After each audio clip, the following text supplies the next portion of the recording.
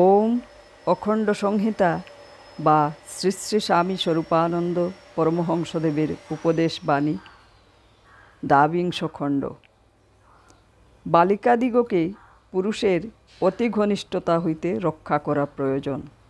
অপর একজনের প্রশ্নের উত্তরে শ্রী শ্রী বাবামণি বললেন, সাধু সজ্জন নামে পরিচিত অনেককে দেখতে পাওয়া যায় যে তারা কিশোর কিশোরী, বালক বালিকা, এমনকি যুবক যুবতীদের দেখলেও বুকে জড়িয়ে ধরিয়ে আদর করেন।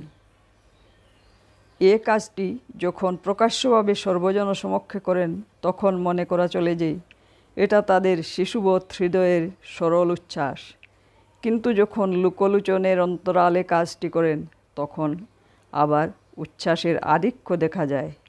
এসব ক্ষেত্রেই মনে করলে ভুল হবে না যে এ কাজগুলি ভদ্রলোকের অন্তরে অবস্থিত কোনো গোপন ভোগ কামনার একটি সভ্যতাসম্মত বহিঃপ্রকাশ মাত্র। এসব ক্ষেত্রে কিশোর কিশোরী, যুবক যুবতী প্রভৃতি সতর্ক হওয়া প্রয়োজন। সর্বজীবে প্রেম নাম ধরে এই জাতীয় উচ্ছ্বাসকে আগ বাড়তে দেওয়া উচিত নয়। চুম্বন, লেহন, অঙ্গ সংবাহন, চিবুকে চিবুক স্থাপন করা, জিহ্বা ও দন্তের সংযোগে নানা প্রকারের ধ্বনি উৎপাদন, কাতুকুতু দেওয়া বা ওষ্ঠধরিয়া আকর্ষণ আদি নানা প্রকারের কামাঙ্গ ব্যাপার স্বাভাবিক স্নেহের নামে চতুর ব্যক্তিরা অসৎ বুদ্ধি প্রণোদিত হয়ে চালু করে থাকে। এসব ব্যাপারকে ক্ষমার চক্ষে দেখা কখনো উচিত নয়। বয়সের ব্যবধান যতই থাকুক, শারীরিক দিক দিয়ে মেয়েদের সঙ্গে অকারণ ঘনিষ্ঠতা সৃষ্টির সুযোগ দান কদাচ কর্তব্য নহে। চোখের সম্মুখে এই সকল আপত্তিজনক ব্যবহার দেখেও অনেক মূঢ় ব্যক্তি চোখের লজ্জায় কাউকে কিছু বলতে পারে না এবং এর ফলে যে পাষণ্ডকে গলা ধাক্কা দিয়ে রাস্তায় বের করে দেওয়া উচিত তাকেও অনেক সময়ে বৎসরের পর বৎসর মহাসমাদরে ঘরের মধ্যে বড় আসনে বসিয়ে পূজা করা হয়। সাধু সজ্জনেরা কি ব্রিডিং বুল যে ঘরে ঘরে গিয়ে কেবল গাভীর গর্ভাধান করে বেড়াবে? অভিভাবকগুলি অন্তঃসারহীন কাপুরুষ। এজন্যই এরকম ব্যাপারসমূহ নানা স্থানে ঘটতে পারছে। সাধু সজ্জনই হন, ধর্মপ্রচারকই হন, সঙ্গীত শিক্ষকই হন, প্রাইভেট টিউটারই হন, সতর্কতা সকলের সম্পর্কে প্রয়োজন আছে। এদেশে নারী জাতির মধ্যে শৌর্যমূলক শিক্ষার অভাব বলেই আমাদের সতর্কতার প্রয়োজন সবচেয়ে বেশি। আমার মতে মেয়েদের জ্ঞান বিদ্যা বুদ্ধির বিকাশের সঙ্গে সঙ্গে আত্মগঠনের এবং আত্মরক্ষণের শক্তি অর্জনের শিক্ষাও একান্ত প্রয়োজন। তুচ্ছ একটু আগুনের ফুলকি সমগ্র জনপদ দগ্ধ করে দিতে পারে, এটা ভুলা উচিত নয়। মুখোশ পরা জীবন। জনৈক জিজ্ঞাসুর প্রশ্নের উত্তরে শ্রী শ্রী বাবামণি বললেন, সাধু পুরুষ নামে খ্যাত ব্যক্তিরা অনেক সময় সাধুগিরির মুখোশ পরে লোকপ্রবঞ্চনা করে বেড়ায়। একথা দুঃখজনক হলেও কোনো কোনো ক্ষেত্রে যথার্থ সত্য। আবার গুরুভক্তির মুখোশ পরে অনেক কপট ব্যক্তি নিরীহ বেচারী সাধুদের প্রবঞ্চনা করে থাকে, এটাও সমান সত্য।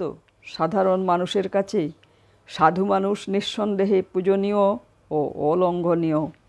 আবার গুরুর কাছে শিষ্যগণের এমন একটা বিশ্বস্ততার মর্যাদা আছে যা লঙ্ঘন করার কথা শিষ্যের পক্ষে অকল্পনীয়। কিন্তু তাহলে কি হবে? স্বভাব না যায় মলে। ব্যক্তিবিশেষ সারা জীবন এমন নিকৃষ্টতার অনুশীলন করে এসেছে যে সুযোগ পেলে সে জগতের সবাইকে ঠকাতে পারে। সে যে বেঈমান নয় একথা সে হাজারবার উচ্চারণ করবে, কিন্তু কাজের বেলা যা করবে তা বেঈমানি ছাড়া আর কিছুই নয়।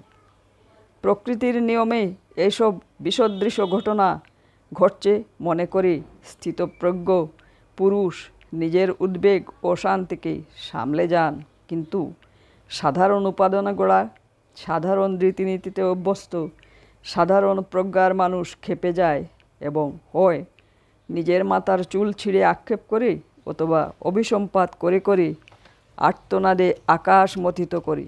মুখোশ পরা জীবন জীবনই নয়, ওটা একটা নারকীয় ব্যাপার। কপটতার লেশ মাত্র গন্ধ কারো মধ্যে যদি পেয়েছ, তবে জানবে তোমাকে চক্ষু লজ্জা ত্যাগ করতে হবে এবং সাহস করে এই কুসঙ্গ পরিহার করতে হবে। চক্ষু লজ্জার দোষ। শ্রী শ্রী বাবামণি বললেন, চক্ষু লজ্জার সব থেকে মারাত্মক দোষ হচ্ছে এই যে একবার চক্ষু লজ্জাবশত যদি একটি ক্ষুদ্র অন্যায় দেখে তার প্রতিবাদ করতে বিরত থেকেছ, তাহলে সেই চক্ষু লজ্জার অভ্যাস তোমার ঘাড়ে ভূতের মতো চেপে বসবে এবং পরবর্তী অন্য ঘটনাকালে তোমাকে তোমার কর্তব্য করতে প্রাণপণে বাধা দেবে। চক্ষু লজ্জা যার বেশি, তার আত্মসম্মান জ্ঞান কমে যায়। সে নিজের কাছে নিজের মূল্য কমিয়ে দেয়। যত সব ছোকরা ছেলে মেয়ে দুষ্ট ধূর্ত লোকেদের দ্বারা নৈতিকভাবে অসম্মানিত হয়, তারা সব এই রোগের রোগী। সাহস করে তারা প্রতিবাদ করে না বা অন্যকে অপমানের বিষয়টি জানতে দেয় না। তারই ফলে একটা ছোট পাপ থেকে লাফিয়ে লাফিয়ে তারা পরে পরে অনেক জঘন্যতর এবং জঘন্যতম পাপের শিকার হয়। যত কুলবধূ সংসারে পবিত্র আশ্রয় ছেড়ে বিপদে পদচারণা করে জন্মের মতো ভদ্র সমাজে অস্পৃশ্যা হয়েছে, তাদের প্রত্যেকের প্রথম জীবনের শত্রু এই চক্ষু লজ্জা। নামি দামি প্রভাবশালী বিদ্বান এবং ধনবান লোকেরা যখন আসল বিপদের প্রথম কারণগুলি সৃষ্টি করে, তখন শুধু চক্ষু লজ্জায় নয়, ভয় থেকেও অনেকে প্রতিবাদ করতে বিরত থাকে। সুতরাং পাপ চেষ্টায় প্রতিবাদ করার জন্য চক্ষু লজ্জা আর ভয়, এই দুটাকেই বিসর্জন দেওয়া কর্তব্য। এই অতি দরকারি কথাটা কত কত লোককেই না নিজে নিজে জীবনের দুর্গতি থেকে জানতে পেরেছে, কিন্তু কেউ জনসাধারণকে এই বিষয়ে শিক্ষা দেয় না, প্রেরণা যোগায় না, উৎসাহ বিতরণ করে না। এটা সত্যই দুঃখজনক। হরি ওম।